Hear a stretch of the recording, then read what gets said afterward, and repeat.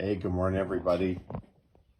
We finished night 2 with Leo in his new house, and it's been it was a little more of a challenging kitten night. It wasn't bad, but about 2 a.m. he woke up and decided he wanted to cuddle and purr and stuff, which is sweet.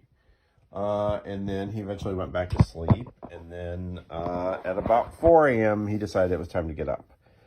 So eventually, I finally just opened the door on him. And I said, okay, you go have the run of the house. Have fun. Have some adventures. He already kind of knows the house anyway, so that's okay. But he did eat a little bit when he was in there last night. I think the difference between the first night and the second night is the first night he was just exhausted. So when we went in the bedroom, he just wanted to crash. He's gonna have a little bite to eat.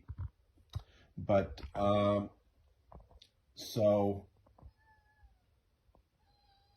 you can kind of hear his little meow that he does. He's a bit of a talker. So anyway, he the first night I think he was just very tired and sleepy, and he just wanted to crash.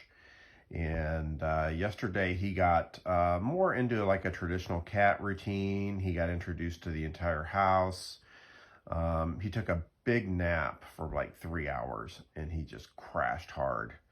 So I think he's getting more into his normal cat routine. Now, understand, Leo was his family were strays, and they went into a shelter. So I don't think he's ever been in a human house until recently, until today or yesterday or day before. So he's again,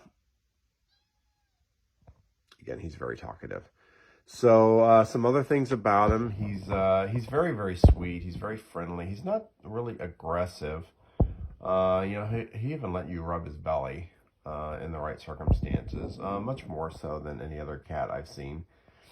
And he definitely loves to play. He loves to run around. He's so happy he's in a house where he can just run, which he couldn't do that when he was in the shelter because he was in about a 4x4 cage, which is okay. I understand why, but he just loves to run right now, and he's figuring out his new surroundings. And in terms of his heritage, I think he's clearly not a purebred based upon his mom. His mom is a gray tabby, and two of his brothers are just standard yellow tabbies, like Morris the cat looking cats, and then he's got the poofy tail and stuff. So he's got more of the Maine Coon features, and he's definitely got the Maine Coon personality. And he's got the tail that's pretty much the full length of his body, and it's big and poofy. He's got definitely the square jaw.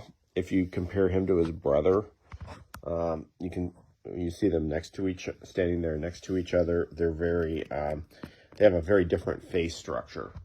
And he has only one speed, which is like run. So I think he's got that. He's got the tufts of fur on the top of his ears. He's got the big feet. And he's also got the tufts of fur under his feet. His fur is not shaggy yet. I can't remember. Max was a long hair. I can't remember if his fur was like that when he was younger. So he may not have like the full Maine Coon coat, but he's definitely a longer hair cat. So we'll see if his mane comes in. Leo, come here. Leo. He's very talkative. I think he pretty much knows his name, although I think he associates it mostly with no right now.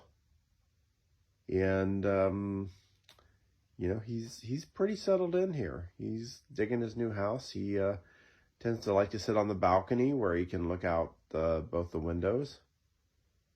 And I think he's a pretty happy little guy. So tomorrow's going to be a real test in that I go back to work. So he'll be by himself most of the day. He will probably sleep about 2/3 of that is my guess. So that'll be change of pace. And before we sign off, we got to find him. Where'd he go? Leo, where'd you go? Did you run off? A lot of times he's just looking at me from like right there. I'm not sure where Leo went. Most of the time, you look for Leo. Oh, I think I see him. I think I see him. Here he is. He loves the vertical blinds. Okay. Say goodbye to your fans, Leo.